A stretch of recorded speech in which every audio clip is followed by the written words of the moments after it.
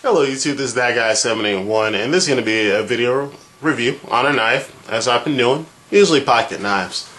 Now, I use the same philosophy for knives that I do for guns when it comes to concealed carry. There's a time where I feel it necessary to carry my Beretta 92FS with 19 rounds of 9mm hollow point plus P ammunition with an extra magazine, and there are times where I feel simply that I'd rather carry my P3AT on my ankle. Those are kind of threat level situations. If I'm going out at night, I'll carry the larger caliber, the larger capacity and larger caliber handgun. As opposed to if I'm going out in the day and I'm just doing standard errands, I'll carry like the P3AT or the PF9. If I'm going to, that's kind of the philosophy I use for my knives too. If I'm in that higher threat level situation, I'll carry a knife that can kind of meet the challenge a little better. I carry something like this, the Cold Steel Spartan. But there's days, you know, when I'll even carry something like this, the Kershaw So Sweet that you saw in a previous video of mine. I'll carry this knife, and this knife is fine. But some days I want more utility, and those days that I want more utility are typically me being the type of guy I am. I go to the gun range a lot. I hang around junkyards. Not like, you know, I go to a junkyard and I'm like, hey, let's have a beer at the junkyard. But I end up pulling parts out of junkyard sometimes because I have more cars than I need, and I'm trying to get rid of them, and some of them break, and I have to fix them for very little money. So I go to junkyard and use parts. On days that I'm going to be doing more utility related tasks, that actually depends on what I carry as well. On those days, it's not a primary tool. It's kind of like a backup to the backup tool. I'll carry a Swiss Army knife. Yeah, that's right. A Swiss Army knife. Let's try to zoom in a little bit more. See if you got it. There we go. I'll carry a Swiss Army knife. What you have there is the Victorinox Tinker.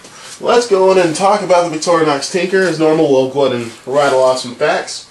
Well, I already told you it's a Victorinox Tinker, so that's the first thing we can get out of the way.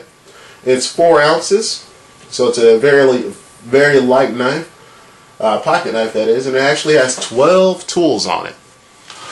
Alright, so let's go over the tools, and we'll go over the pros and cons of the knife, and do I recommend. Here's a little hint.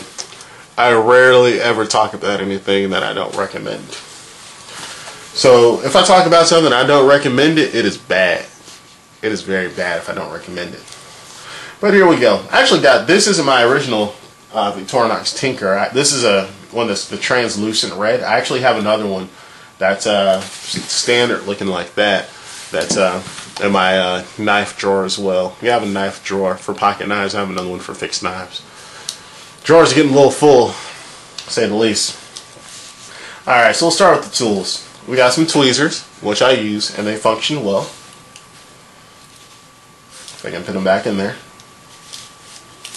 And they don't come out on their own, they're very good. Toothpick. Always use a toothpick. I use a toothpick in my smaller one that's on my keys. Matter of fact, I'll even show you. See, look, there's 3 car keys right there. What is it telling you? Mercury, Pontiac, and a Toyota. There it is. I use this thing so much, it's a shame. And yes, I do use the tweezers, the toothpick, and the scissors the most on this. But I do use the tools in my Swiss Army knives. And we also have the Phillips screwdriver, which is like the biggest thing I probably use. You'd never believe how many times I use this Phillips screwdriver. And it is worth every penny on it. I believe this is called an owl. I'm not sure if I'm pronouncing that right, but I don't use it. I believe it's supposed to be used for like sewing or something like that. Someone chime in on the comments if I'm wrong. Please correct me. I'd rather be corrected than live the rest of my life in ignorance. Alright, obviously got this nice blade. I believe this is a 3-inch blade. Let's see. It didn't look quite 3 inches. Maybe a little shorter than 3 inches. But even the Victorinox blades are razor sharp. Don't worry, I'm not emo, I'm not cutting myself. I'm just for demonstration purposes.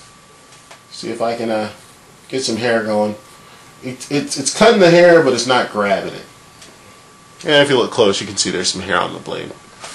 But yeah, so it's technically almost razor sharp. So it's a very nice blade. Cuts through stuff very easily. Another cool thing about it, if you look closely, it actually says Officer Suisse on the bottom of the blade there. So that's kind of cool. So we got our knife. Let's go and close that. Well, we'll leave that knife open so I can open this easier. We have the mini knife, which is like about an inch blade, maybe an inch and a half. But it does its thing. It does its thing. Close those up. We have the flathead screwdriver, the larger flathead screwdriver. Obviously, that's the can opener. So you actually have your can opener. I mean, I've even seen some people use these as mini pry bars in some situations. I probably wouldn't do that if I were you guys.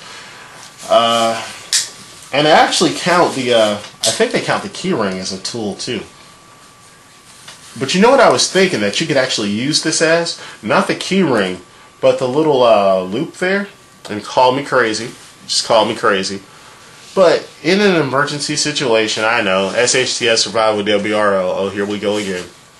But I would seriously tie some string or a fishing line onto that, and I would totally use this as a fishing device.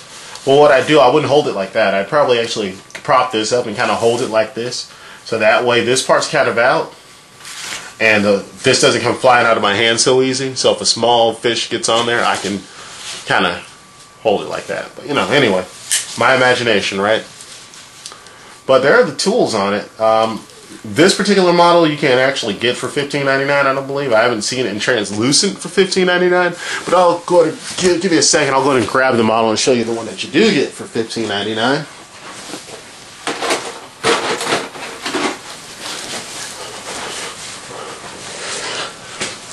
You get it slightly cooler impaired, brother.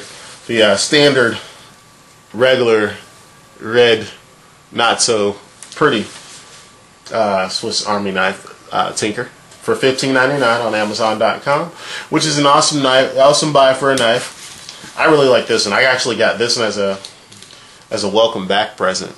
It came with a flashlight too. The flashlight was actually pretty nice as well. But the Victorinox Super Tinker, this is something I normally carry. And sometimes I'll even carry this even though I'm carrying this knife. Like I'll carry this knife as my per se main knife, and this will be my tool. I hardly ever carry the one with the corkscrew, but I'll probably do a review on that as well. It's basically the same knife, but it's a little bit smaller and it has a corkscrew instead of a screwdriver. But there you go. Victorinox Tinker, highly recommended, $15.99 on Amazon.com. Never be without a knife. That's going to be the message for this video. Never find yourself up the creek without a paddle. There have been many times that in any type of situation, this type of knife has saved me. A Swiss Army knife. It can be something as simple as a hose clamp coming undone from a top or bottom radiator hose, and that saved me.